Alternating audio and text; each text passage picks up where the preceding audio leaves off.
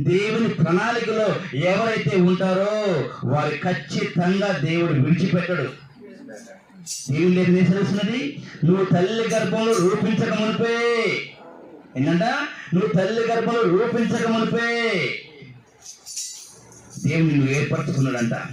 నువ్వు పిండముగా ఉన్నప్పుడే నేను ఏర్పరచుకున్నాడంట. హల్లెలూయా. చూశారండి ఎంత మంచి దేవుడు అండి. దేవుని లోకం నిర్మించినప్పుడు నిన్ను వృధాగా నిర్మించినట్టవా? లేదు లేదు.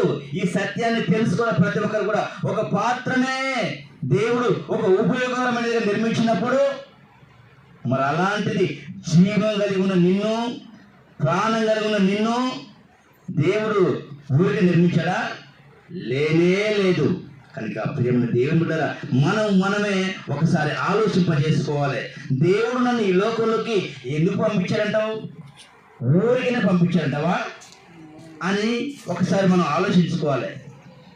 లేదు, నాతోని దేవునికి ఏదో అవసరత ఉన్నది. దేవునికి నేను మహిమ చెల్లించాలి, స్తుతులు చెల్లించాలి, దేవునికి ఇష్టకరంగా జీవించాలి, దేవునికి మహిమకరంగా జీవించాలని చెప్పేసి ఒకసారి మనం ఆలోచించి ఎంత బాగుంటుంది. మరి ఈ లోకంలో ఎన్ని పాత్రలు ఏదో దానికి అవసరపడుతున్నాయి కదా, మరి నువ్వు కూడా దేవునికి ఖచ్చితంగా నువ్వు ఉపయోగపడే దానవు, లేదా నువ్వు ఉపయోగపడే వాడవు.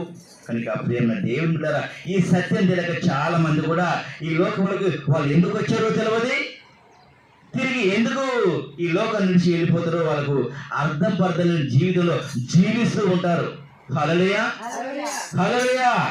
దేవుడు నామానికి మహిమ కలుగాక. చూశారండి, తన జన్మను సార్థకం చేసుకోవాలంట. మానవ జన్మ అన్ని జన్మల కన్నా మానవ జన్మ చాలా శ్రేష్టమైనది, చాలా ఉత్తమమైనది. మరి అలాంటి మానవ జన్మలో ఉన్న మనము మన జీవితాన్ని ఏ విధంగా కాపాడుకుంటున్నాం?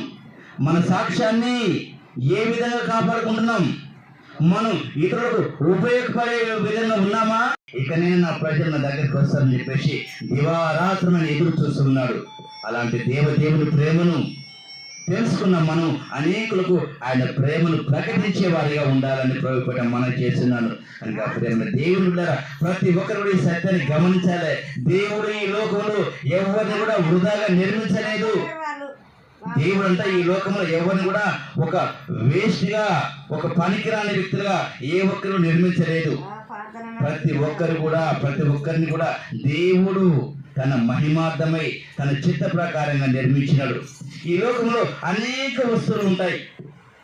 ఫ్యాన్ ఉన్నది, కూలర్ ఉన్నది, టీవీ ఉన్నది, గరిటె ఉన్నది, చెమ్ము ఉన్నది, లోట ఉన్నది, బకెట్ ఉన్నది, ఒక అన్నం వండే పాత్ర ఉంది, కూర వండే పాత్ర ఉంది, మంచులు తాగే చెమ్ము ఉన్నది. ఇలా రకరకాల పాత్రలు ఉన్నాయి. ఇవన్నీ కూడా, ఈ పాత్రలన్నీ కూడా ఏదో ఒక అవసరానికి మాత్రం ఖచ్చితంగా ఉపయోగపడతాయి.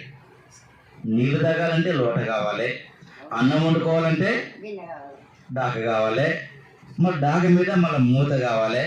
ఇలా చెప్పుకుంటూ పోతే ఒక్కొక్క పాత్ర, ఒక్కొక్క పనిముట్టు దేవుడు ఒక ఉపయోగకరమైనదిగా దేవుడు తయారు చేసినాడు. మరి ఒక పాత్రలే ఎంతో ఉపయోగపడతాయి కదా. ఏదైనా చిన్న పాత్ర ఇది అవసరం లేదని ఎవరైనా చెప్పగలరా? ఎవరు చెప్పలేదు. ఆ పాత్ర ఎవరికో ఒకరికి ఖచ్చితంగా అవసరం పడుతుంది. నువ్వు నాగలి దున్నపోవచ్చు, కానీ ఆ పొలం ఉన్న వాళ్ళకి మాత్రం ఆ నాగలి, గొర్రు, ఆ ఎడ్లు అవి అవసరం పడుతుంటాయి.